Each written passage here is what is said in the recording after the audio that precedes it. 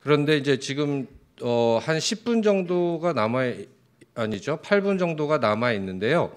우리 발표하신 최홍림 교수님에 대해서는 토론자분들께서 질문을 주신 분은 딱 한 분만 계세요. 이시훈 교수님께서 질문 하나를 주셨는데 그 질문 하나에 대해서 짧게 답변을 일단 해주시고요.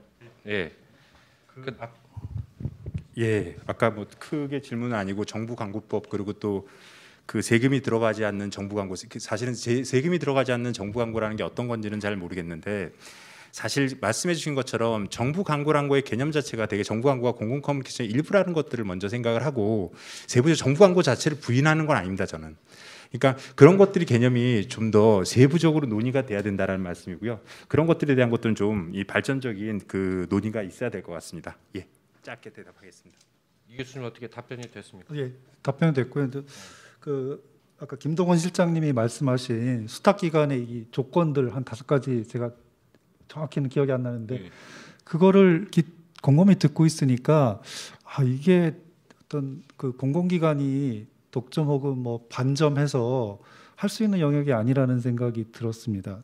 특히나 제가 아까 준비는 많이 해왔는데 6분에 줄이라고 해서 얘기 못한 게 2020년 기준 정부 광고의 약 42.8%가 지방행정기관의 광고예요.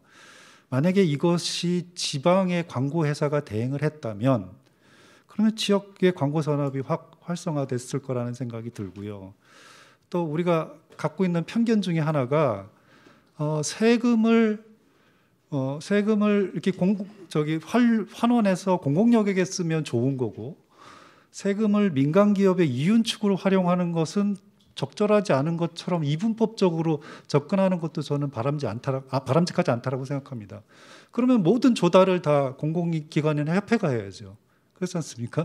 그러니까 이 광고 이 영역도 저는 그러니까 어느 게 더 공공인가 제가 고민을 해봤어요. 예를 들어서 이렇게 환원을 해서 언론인 육성하고 뭐 교육하고 저널리즘 강화하고 뭐 방송도 일부 지원하고 이걸 민간에 개방해서 민간 광고회사 일자리를 늘리고 그들에게 월급을 주고 가정을 꾸리게 하고 요즘은 좀 어렵지만 집도 사게 하고 또 광고선업 지역 관계 광고사업도 육성하고 지역 광고학과도 같이 함께 커가고 어느 게 더 공공에 부합하는 일인가라고 판단해 보니까 이거는 당연히 좀 개방해서 민간의 영역으로 가는 것이 맞지 않을까라는 생각을 했습니다. 예, 아까 시간이 부족해서 자연스럽게 추가 토론이 이어지고 있는데요. 또 말씀하시고 싶은 토론자분들께서는 추가 토론 하시죠.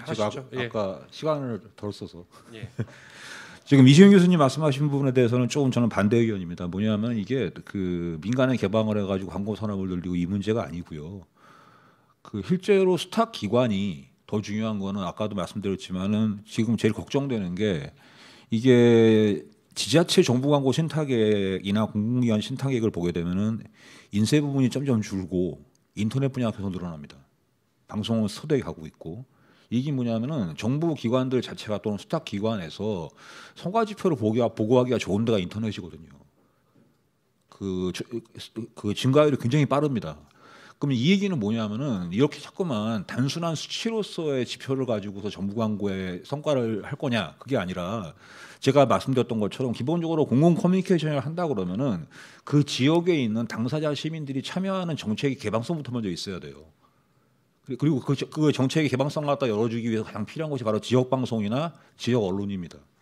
그래서 제가 말씀드렸던 것은 특정한 사업자, 수탁 사업자가 해야 할 역할은 뭐냐면은 과연 그러한 시기에 참여할 수 있는 시민에 대한 데이터를 확보할 수 있도록 참여할 수 있는 것들을 가지고 있느냐. 그래서 그거 갖다가 그걸 전국망으로 물론 언론재단도 지사가 있고 그리고 코바코도 지사가 있는 걸 알고 있습니다. 그럼 그때는 각각에 있는 지사들이 과연 어떤 역할을 해야 될 것인가? 지역의 광고주를 발굴하는 역할에 머물 것인가? 좀 한번 고민을 해봐야 되는 거죠. 그래서 저는 기본적으로 정부 광고라고 얘기했을 때는 지금 규모도 그렇지만은 아래로부터의 그러한 식의 저널리즘의 강화와 시민 참여를 통해서 독려할 수 있는 방식으로 쓰이는 어떤 분명히 목적이 있어야 되는데 그렇지가 않으면은 지금 제일 우려되는 게 이거 인터넷이 네이버로 가는지 어디로 가는지 모르겠습니다. 정말로. 아니면 제가 살고 있는 동대문 지역에 딱 하나 신문 하나 있거든요. 동대문 신문이라고. 모바일로 들어가면은 기사가 안 보입니다. 그러라고 주는 거 아니잖아요. 지금 그런 부분에 있어가지고 저는 분명히 말씀드리는 것은 그렇기 때문에 이런 식의 정부 광고가 집행이 되더라도 기본적으로 시민 참여를 보장을 하고 내부에서 제작 자율성과 편집의 독립성을 보장받을 수 있는 그러한 그 매체들을 중심으로 집행하는 게 맞고 이렇게 됐을 경우에 이런 것들을 과연 민간 영역에 맡기는 것이 맞느냐. 더군다나 지역에 있는 언론이라든가 지역 매체에 있는 저널리스트들이 지역의 정책을 더 이해를 하고 이해도가 높은 사람들이 있는 매체와 그렇지 않고 단순히 인터넷 광고에다가 그 올려가지고서 클릭수와 PV, UV만 산출할 수 있는 그런 것이 과연 적절한 것인가에 대한 의문이 좀 있습니다. 그래서 어쨌든 저는 그러한 식의 기준으로 좀 정부 광고의 논의가 다른 관점에서 접근됐으면 좋겠다는 말씀을 드립니다. 네. 저 토론자분들께서 혹시 네, 또 추가로 토론하고 싶은 분이 계시나요? 예, 간단한 말씀. 아니 총장님은 이제 하지 마세요. 아까 많이 하셨으니까요. 네, 그만하시고요. 혹시 다른 짧게 쓰신 분 중에 없으시면 앞서서 우리가 시작할 때 말씀드린 것처럼 플로어에 계신 분들도 의견을 개진하시고 토론할 수 있는 시간 갖도록 하겠습니다. 말씀하시죠. 예, 저는 한국언론지능재단의 최일수입니다.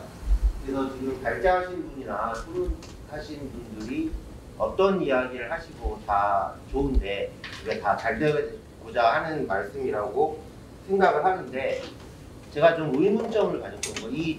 우리가 속칭 정부광고법이라는 거는 언론재단을 위한 것도 아니고 매체를 위한 것도 아니고 광고주에 대해서 지침을 내린 법입니다. 물론 여기 문화체육관광부 방송통신위원회가 그 법상에 광고주로 들어있지만 광고주의 입장을 듣는 코너는 아무 데도 없습니다. 그럼 결국 이거는 아까 발제자께서도 또 홍문기 교수께서도 얘기하셨지만 수수료 어떻게 할 거냐라는 얘기로 지금 직결된 얘기라고밖에 보이지가 않고요. 정보광고법 다시 한번 봐주셨으면 좋겠고 그 다음에 또 하나는요. 이게 지금 협찬 말씀을 하시는데 이거는 저하고 이 중에 말씀 나눴던 분 많아요. 2019년에 지역 대표 하시는 분들께서 올라오셨어요. 제가 그대로 말씀드리면 지역 민방위 힘들다. 수수료를 10% 떼어서 오른다. 그 전에 그럼 우리가 얼마 했냐 했더니 8억 얼마 수수료를 받았어요. 그럼 이거 다 드릴 테니까 가져가세요. 그랬더니 40억을 내놓으셨어요. 아니 그게 무슨 말씀입니까? 수수료 때문에 힘들다는데 그랬더니 지원을 해달라. 그러면 좋습니다. 지원할 수 있는 방안을 같이 연구해 봅시다라고 말씀을 드렸고요. 또 하나는 순수 제작 지원을 광고주로부터 받는데 왜 니네가 먼저 10%를 뛰느냐. 정보광고법 제5조에 현행까지 법이니까 정보광고법 제5조에 광고주, 해당되는 광고주는 재단에 의뢰해서 설계하고 아까 발제자 말씀처럼 컨설팅을 해서 이걸 협찬으로 할 건지 어느 매체로 할 건지 하라 그랬어요.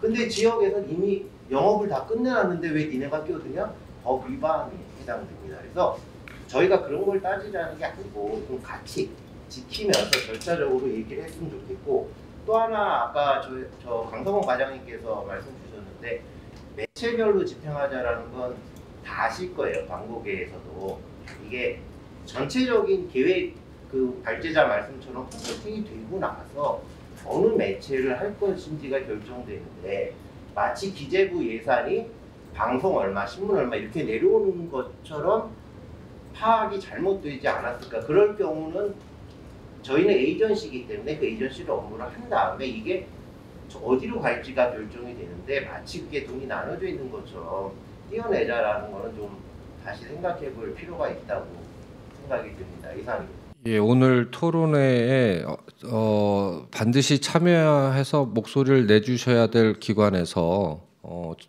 이렇게 알아서 의견을 밝혀주시니까 너무 잘 된 것 같습니다. 원래는 이 자리에 모셔서 정식으로 의견을 들었어야 되고 그랬어야 되는데 말씀 잘 들었고요.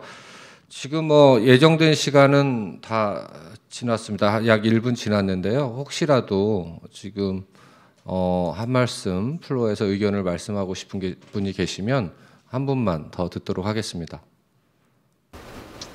예.